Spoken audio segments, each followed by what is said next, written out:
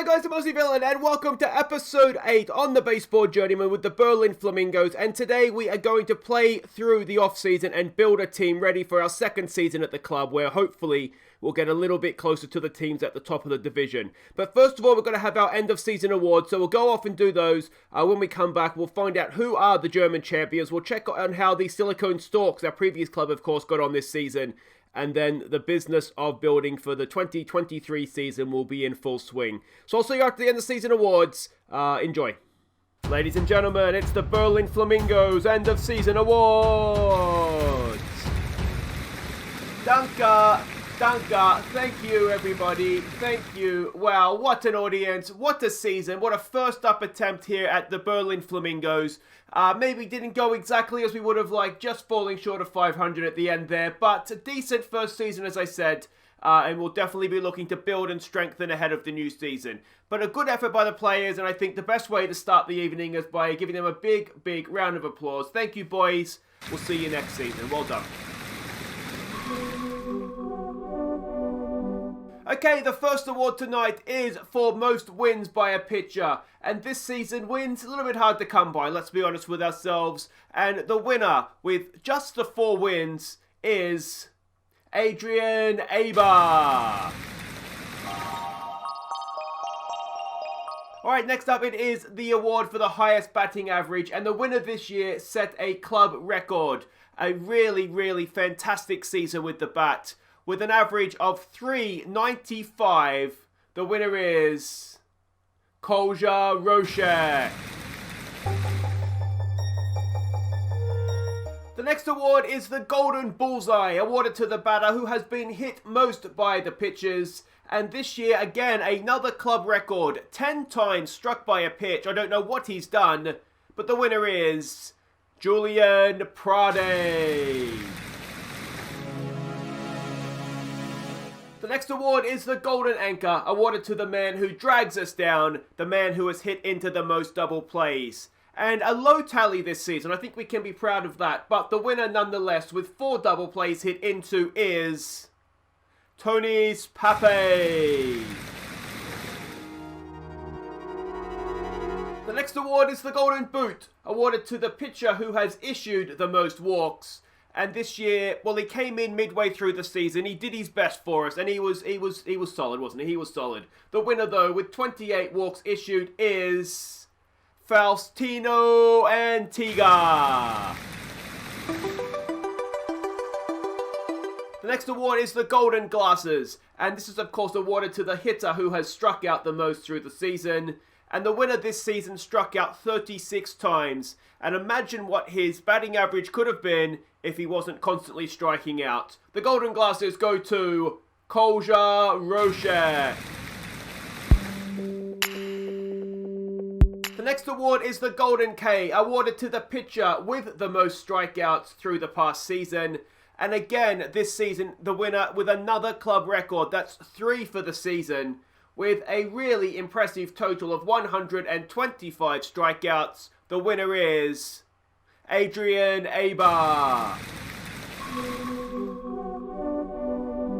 The next award is the Golden Broom, awarded to the man who sweeps clean the bases, the man with the most RBIs. And this season, that's right, it's another club record, 29 RBIs, and the winner is Jimmy Cowole.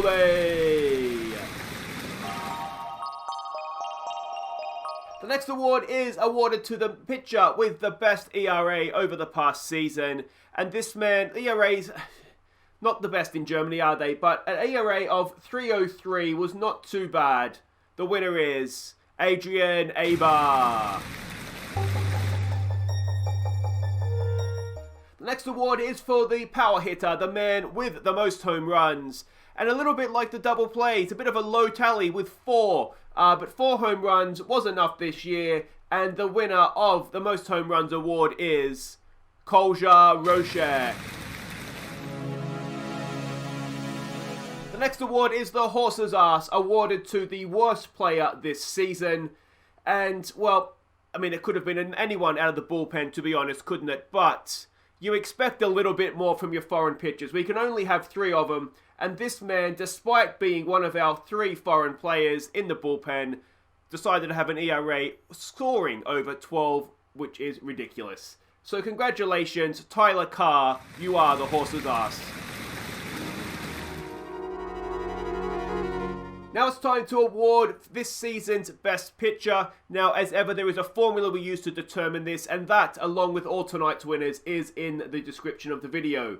But in third place, and we did miss him when he was gone, didn't we? With a score of 2.88, that's right, we were that bad. It's Vince Chops Coletti. In second place, with a score of 6.78, it's Faustino Antigua. And the winner, the clear winner, with a score of 32.01 is Adrian Bar. Alright, now it's time to acknowledge this season's best hitter. And again, there is a formula we use to determine this down in the description. In third place, with a score of 12.45, is Kevin Van Mensel. In second place, with a score of 12.57, it was just that close, is Jimmy Kawole. But the winner this season of the Best Batter Award with a score of 15.08 is Kolja Rocek. And now it is time to award the big one, the Golden All-Star, Das All-Star for this season's Flamingo of the Year. And it was a really, really tough decision this season, I've got to say. But this man was joint top of the batting averages. Barely let us down in the field. Very few mistakes indeed. So the winner of Flamingo's All-Star, Golden All-Star is Byron Mills Jr. So there we go. Congratulations to Byron and the rest of the winners. I'm really looking forward to next season, to seeing exactly, strengthening over the winter and coming out full force next summer and really hoping to take this German Baseball League by storm. But until then, I want to thank everybody in the auditorium for coming out tonight. Thank you at home for watching, and I'll see you all again next season. Enjoy your night, everybody. So there we go, end of season awards done for the first season with the Berlin Flamingos. Let me know what you think of Mills Jr. winning the MVP. I'll go through my thinking in just a second, but as you can see, the Paderborn Untouchables beat the Bonn Capitals. It was the Nord division that we dominated with both teams in the final, and it was the Untouchables that were indeed untouchable and won the league. We go and have a quick look at how our players sort of shaped up over the season. We'll start with pitching. Coletti is back from injury now, so that's a positive. We need pitching stats. Why aren't we seeing pitching stats here? There we go. So you can see everybody's pitching stats for the season. Aybar was quite good. Antigua was above average, maybe. You can see a WAR of 1 for him. Antigua's 3.2 WAR was quite good. Everybody else is very replaceable at this point. Look at those wars. Negatives. So that was disappointing. The hitting side of things, though, was obviously quite good. Again, you can see everybody's numbers there for the season. The reason that I gave the MVP to Byron Mills Jr. the Golden Star, I should say, he had the same batting average as Rocek did, who was sort of the one I was sort of leaning towards. But if we go and have a look at the fielding side of things, we can see here his fielding percentage was .995. He was right up there. So he had the equal best batting average in the team, but he was very solid in the field as well. So that is the reason why Byron Mills Jr. Was our player of the year for this year. So hopefully you agree with me on that one. Let me know what you think in the comments. And we can see there everybody else's numbers. So if you want to have a quick or a longer look at that, just give it a quick pause. And we will get on with our lives here. We have a lot to do over the summer, don't we? Oh, the other thing we wanted to do, of course, was check in on the Silicone Storks, wasn't it? So we can see here, this is the standings, and they didn't make the playoffs. They were 4 games back, well, they were 10 games back of the Neptunes, who won the division, and 4 games back of the Pirates. So that's disappointing, isn't it? Let's be honest. Let's have a quick look here. De Lima was the batting leader ahead of Bernardina and Nick Urbanus. Carabello with 11 home runs, and Bernardina as well. Urbanus with 10. We can see there RBIs. stolen bases. Not really that many stolen bases, was there? Carabello led the way in WAR. Pitching, Van Ankerum led the way in WAR. Earned runs, it was Almonte, Van Ankerum, and look at Mass Probs, only a 3.44 ERA. Wins, again, it looks like they went with a 4-man starting rotation, which makes absolutely no sense. Yeah, but I noticed that Bernardino... Now, I think Carabello, if I remember correctly, he wasn't actually playing for a while. Yeah, no, look, he's on the bench. They didn't use him because of the foreign player limit. So, unfortunately, he's not a free agent into this season, or we might have a sneaky bid. Even at 38, he is would be a very, very good signing for us. But, yeah, there we go. So, that's a real disappointment for the Storks, isn't it? They didn't make the playoffs the season after we left them as champions. So there we go. All right, let's have a look at our messages here. We have, review of the season goals. Disappointing year for the Flamingos. You may be happy with the 13-15 record, but the owner is not. I do tend to agree with that. It doesn't look like we've been fired, though, which is positive. Improve our team stats. I told you to improve our bullpen ERA, but I meant for you to make a real effort to improve it. Ideally, a top 3 team. We did improve, but we need to do better. I think we know that, don't we? The bullpen is just disgraceful. We didn't get an MVP player. Mostly, I'm going to say, mate, because you didn't actually give me any money to sign players with. Gave me long-term goal. I gave you a goal in 2021 of making the playoffs in a few seasons. My deadline isn't up yet, so that's fine. I am good with your performance in accomplishing the goals I've given you. I feel similarly about your handling of the team's on-field and front office management. Next year, these are the goals. So play 500, acquire an MVP, build a top three minor league system. We don't have a minor league system, do we? Bring more of your drafted players into the team. The drafted players are so bad, though. Keep building your team up over the next 3 years to make the playoffs. So there we go. Do we have money to spend? We should have a team payroll of about 400,000. So we might have money to spend here. Let's have a quick look at that. We do. Okay. We have some money to spend on free agents this year. That is absolutely massive. And let's hope we can do some damage with that and go and get ourselves a nice little team here. Personnel leaving. Assistant GM is fine. Hitting coach refused to sign a new contract, as did the scouting director and the team trainer as well. It's a shame about the team trainer because he was quite good, but he just refused to sign. So we can't do much about that. End of season top prospects list. We have a left-hander there. Well, that's one of the guys I signed off a free agency when we were desperate for for starting pitchers. The off-season begins. There is some GMs being released around the leagues. But there we go, guys. That's where we stand. We've got some awards coming up here, as you can see, for the league awards. We'll be back with that. We'll be back when we have some players, hopefully, to sign. A quick reminder, a quick update of our free agents. There's only the one guy that's leaving. It was JJ Hoover, who we signed as a desperation move to try and make sure we had cover when Coletti went down injured. So he's off, which is fine. We don't want him to stay in any case. So let's let the off-season begin.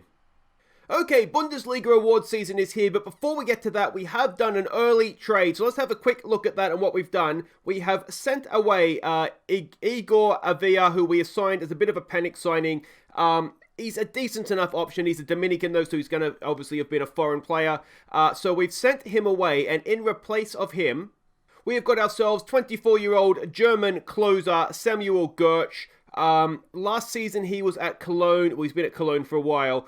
He didn't do particularly well. ERA of over 7. But his WAR was positive, so he can't have been that bad. And we can see here, we don't have a head scout right now, but OSA ratings have him potentially being quite a good pitcher. So it's a German, which is good. That's what we needed to do, get some good Germans into our bullpen. So let's hope that Samuel Gertsch turns out to be a really good player for us. Now, the Golden Gloves have been awarded, and we did get a couple, which is good. Jimmy Kawole got himself a Golden Glove at first base. He tends to do that by looks of things. That's the third time in as many seasons, because we've been playing since the third season in games. So he is the Golden Glove just champion at first base in Germany. We also got, and thank Christ he got the Golden Glove, because he certainly can't bat, but Tonnies Pape got himself the Golden Glove at shortstop. So he's won that the last 2 years now. So that's exactly what we bought him in to do. Whatever we got with him out of the bat was always going to be a bonus. Last year he batted over 300 though, so I'm a little bit annoyed that he only batted literally half that this season. But he got the Golden Glove, so that's a good thing. All right, let's go and see what's up next. The Reliever of the Year award. So it's not going to shock you to know that no one in our bullpen was a top reliever this year. The winner was from the Untouchables, Schiraldi here. ERA of 1.64. I mean, I wish we could get that out of our bullpen. There we go. So he was the best reliever. Next up, we have the Platinum Stick Awards. We might have one or two here. So just the one Platinum Stick for the Flamingos, and that went to Kevin Van Mensel, who was really, really good when he came in. So finally, I know one of the trades I did that did work out. He was at Bond Capitals last year, but he did really, really well. So he is our only Platinum Stick winner for this particular season. Next up, we have the Rookie of the Year award. I don't think we'll have anybody. Maybe Aybar. So we didn't get the Rookie of the Year. Aybar was in the conversation, was that 5th in the voting, so not too bad. The winner was Eddie Ortega, and yeah, you can see why he probably won that, can't you? Very, very good season indeed. Only 24-year-old American. We really, really hopefully we'll be able to, with some money to spend this summer, or winter it is in baseball, isn't it? We'll be able to get a few good signings in of our own. All right, next up it is Manager of the Year. I'm going to say our boy doesn't get that. So the Manager of the Year goes to the Paderborn Untouchables manager. That is just about fair enough, given that he went on and won the entire league. So well done to him. We can only wish that we had somebody that was doing quite that sort of work for us, couldn't we? Top reliever in the Honkball lead was Dario Alvarez. So he can pitch, just not when we're in charge, apparently. Well done, Dario. You've earned that, I'm sure. All right, next up, it is the, what are we doing? Pitcher of the Year. Aybar would be in the conversation, but I don't think he was quite that good.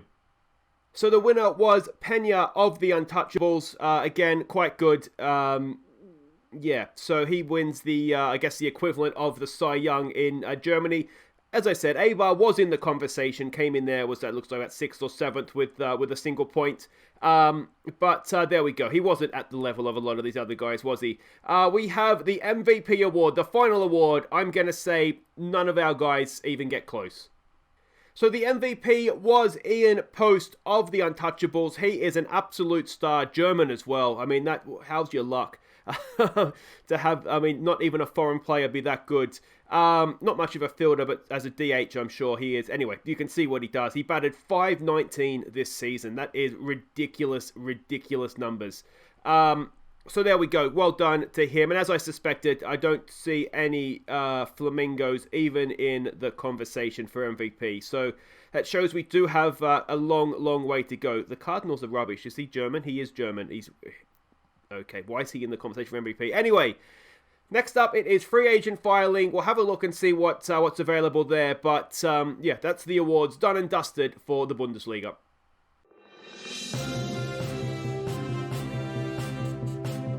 Okay, we have completed a trade. You will notice that Tyler Carr is no longer at the Flamingos. He was a disaster last year, just an unmitigated disaster. So he has left the club, and in his place, we've got ourselves a young 20-year-old German second baseman, a good defensive second baseman. He looks to be, doesn't he, okay there in terms of hitting ability. Last season he played for whoever that is. He batted over 300. So we've got the numbers to show that he can bat at this, in this league.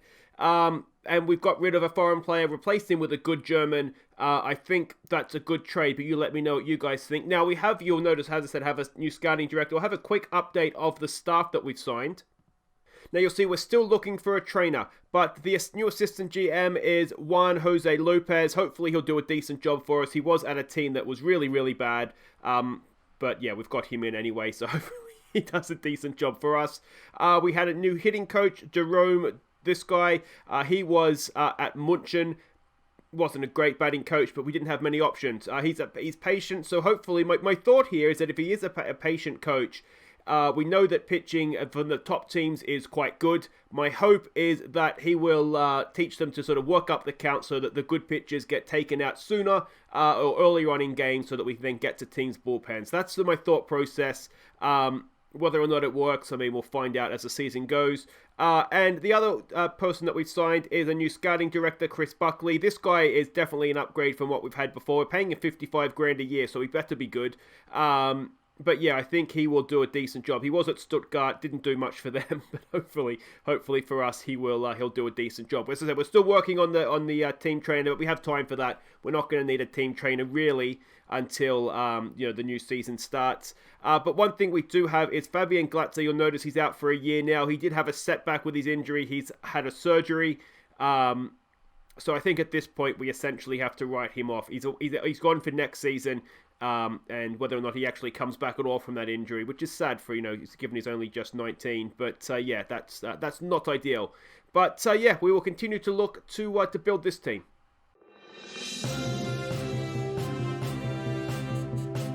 All right, we have our first free agent arrival of the winter. We have signed Tyler Benninghoff.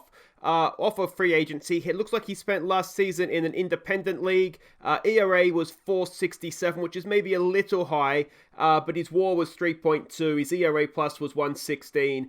His WHIP was 135, so I think he's maybe a little bit better than what his ERA suggests. But yeah, we've got him in. I'm hoping he'll be a good signing for us. I don't know. He will be one of the starters. I haven't decided completely yet what we do with the rest. I think Aybar will probably stay, but it might be a situation of, if we can get other players in and we can use, some of our existing players to sort of get trades to get the good Germans in or to get a starter in, then we might look to do that. The problem I have is that I think Coletti, in theory here is better than what Aybar is, even though Aybar was the main man last year. But anyway, we've got a long time to figure that out. The big news here is we do have, what was his name? Benningdorf as a starting pitcher.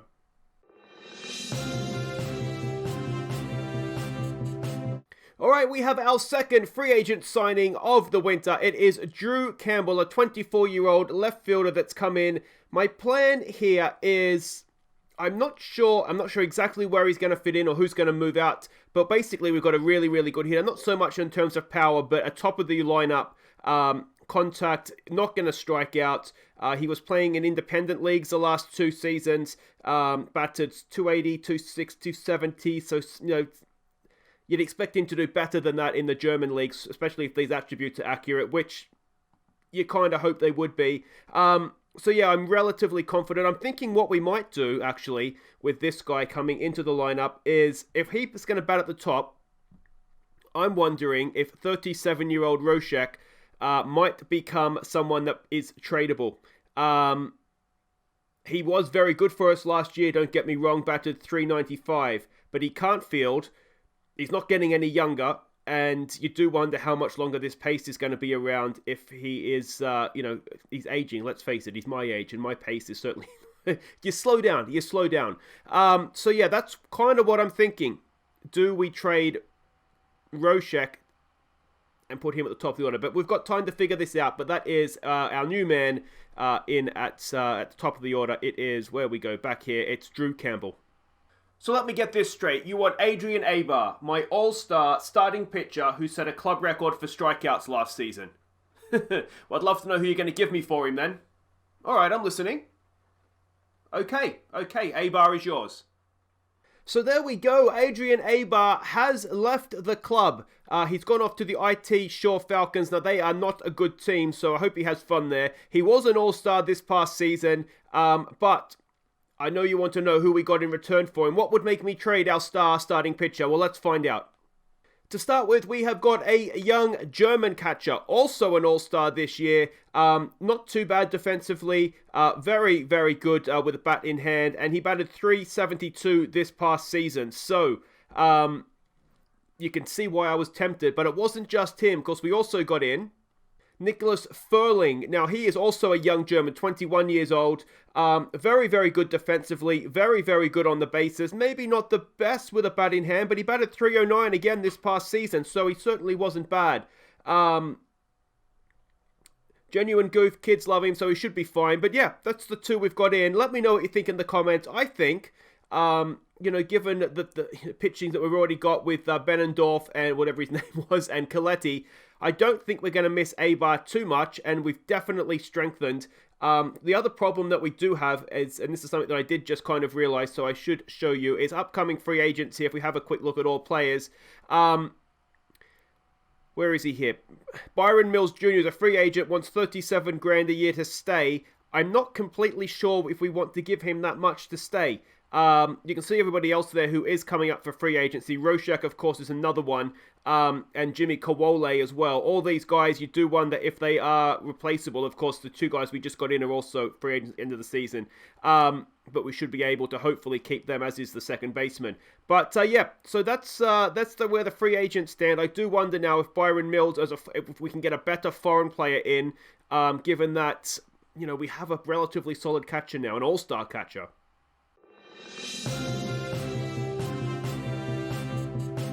Alright, we have more trades to announce. The first up is Gabriel Tovar has left the club. He is a very potentially good player.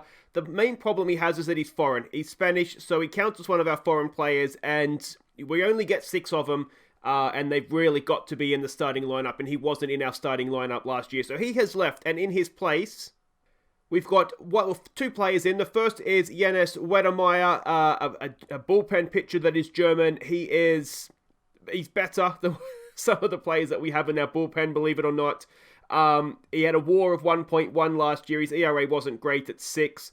But I'm hoping, he can't be any worse than that. To be honest, 6 in our bullpen is right up there with the best that there is. So he was one that came in. And the second player is Gerrit Wenning, a good, solid outfield option. You can see solid in left and right field. He can also play second base to a point. Not the worst hitter going around, batted just under 350 last season. So that's sort of run of the mill, I think, in the German league. So an average hitter. But yeah, I think between the two of them, we've got something in that is, well, let's get rid of a foreign player, and we've got something in return that maybe gives us a little bit more depth in the outfield and strengthens the bullpen ever so slightly.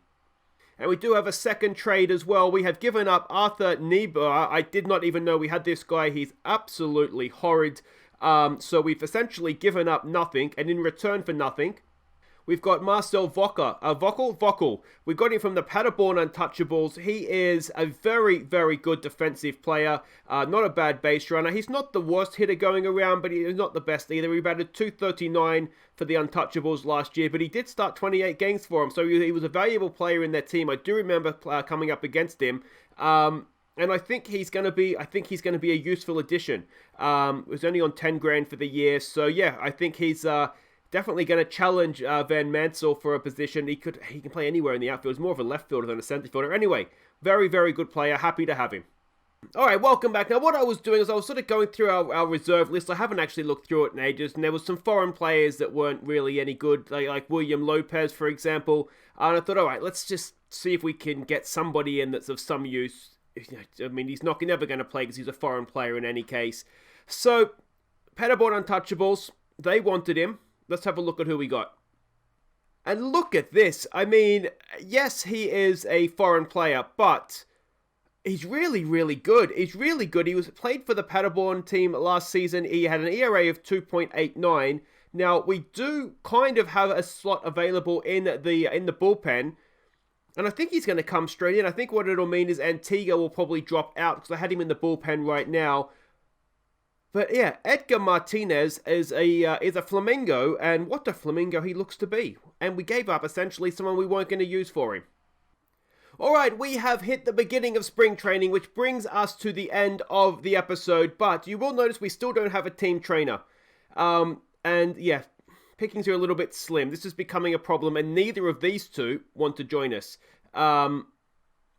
So yeah, it's an issue. It is an issue. We are going to need to have a trainer at some point. Yeah, but I'm not quite sure what to do about that. to be honest. Surely there is somebody, a medical professional, that would like to come and train at a professional baseball team. So that is a problem. But anyway, we'll deal with that through spring training, hopefully, and find a solution to that problem. But as I said, that brings us to the end of the episode. Let's have a quick look at what we've got here. So as things stand, and we will keep looking to strengthen, but our starting rotation will be Tyler Benningdorf, who looks decent to me, and Vince Chops Coletti back fit for this season. He will be the second of our two starters. Our long reliever will be Jens Windermeyer. Again, I think he'll do a good job for us. So he's come in for this season coming. French fries, mostly for the name, keeps his spot in the team, but hopefully we won't see too much of him. We also have Thies Brunkenhorst. He was okay last year, nothing more than that, 6.41 ERA, so let's hope we get a little bit better than that from him. Dominic Werner stays in the bullpen as well. He is improving, perhaps you'd say. Certainly not the worst. And then we have Edgar Martinez, who has come in, who looks an absolute star, to be honest. And then we also have Samuel Gersh, who's come in, a German who, again, looks a star. Let me know what you guys think in the comments. Are we better off with Gersh as the closer, or are we perhaps better off with Martinez? It could go either way, couldn't it? I'm thinking we tend to not be in positions to close games. We're either a mile ahead or a mile behind. So I'm thinking if Martinez is a middle reliever on sort of used more often, that he'll probably get more game time and maybe get us or keep us in games when the opposition's bullpen comes on, and maybe we have a chance to hit away. So that's what I'm thinking there. The outfield, or the hitting side of things, this is where it gets a little bit more complicated. I think our starting catcher will be Asher for this season, though we do have two very good options, and we could even play one in one game, one in the other. So I think that's a good problem to have. First base options, we have Jimmy Kawole. We won the Golden Glove all 3 seasons that the game's been going, so he is decent. And Rice Shirts as well will cover second base if we need him to, but I think he will be more of a bench player this season, even though he did hit over 300 last season and did a good job for us. The second base options, we have Burra, I guess you'd pronounce it, a new player for this season. He looks as though he could be quite good for us. Third base, we're looking at Nicholas Werner, as the only real option in the starting sort of a lineup. He batted down the bottom of the order last season, batted 236. I don't expect too much more from him for this season. It's a position we could still strengthen. We do still have Kinnapin. Now I'm thinking maybe we go with him at shortstop for this year, though he only batted 143 from a small sample size, but big enough, 28 at-bats, to think maybe although he did have an on-base percentage of 300. It'll sort of be him and Pape who will sort of battle it out. He's obviously a better defensive player, can play second and third base as well. That'll sort of sort itself out through spring training, but of course he was the Golden Glove winner at shortstop last season. And this is where we have decisions to make in our outfield. We have Aldrich, who can play left better, but right field as well. He batted over 350 last season, so he's a really good option for us. The new man who will be playing, it's just a matter of where he plays, is Drew Campbell. Really excited to see what he can do. Better in left field. Could play center field at a stretch. Could be the designated hitter. We didn't manage to get Rocek out. His numbers still stack up. I don't think we'll be keeping him after this season, but you know, he was one of our better players last season, so he has to stay, I think. Van Mensel, who of course was the Platinum Stick winner in center field last season, batted almost 380 last season, so difficult to drop him for this coming season. One of the new boys, Marcel Vockel, very, very good defensive player. Batted 239 last season with Paderborn, with the Untouchables, so a good base runner as well. Is he better than Van Mensel? A batting average would suggest not, but attributes would perhaps suggest he is. So that's an option. Maybe a defensive sub. Furling, again, really good base runner. I'm thinking maybe this guy's one more for next season, though he is a free agent at the end of this season. Batted over 300 last season.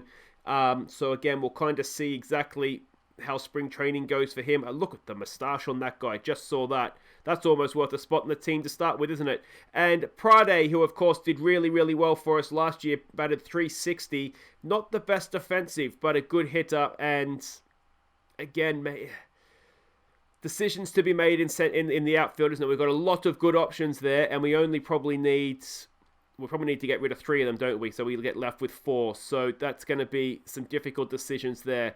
Spring training will decide that. At this point, I'm thinking Furling, despite the moustache, probably has to go. I'm thinking maybe Aldrich. And then we're probably looking at either Vogel or Van Mensel. One of them probably has to go to give us Rocek as a designated hitter, perhaps at the top of the order again. Campbell, Prade, and then one of those 2 in centre field. But anyway, let me know what you guys think of that in the comments. That's it for today. If you have enjoyed that, please do hit thumbs up. Don't forget to subscribe if you're new. And I will see you next weekend, next Saturday, next episode, as we get our second season underway. Let me know how you think we'll get on in sort of season predictions as well. Take care.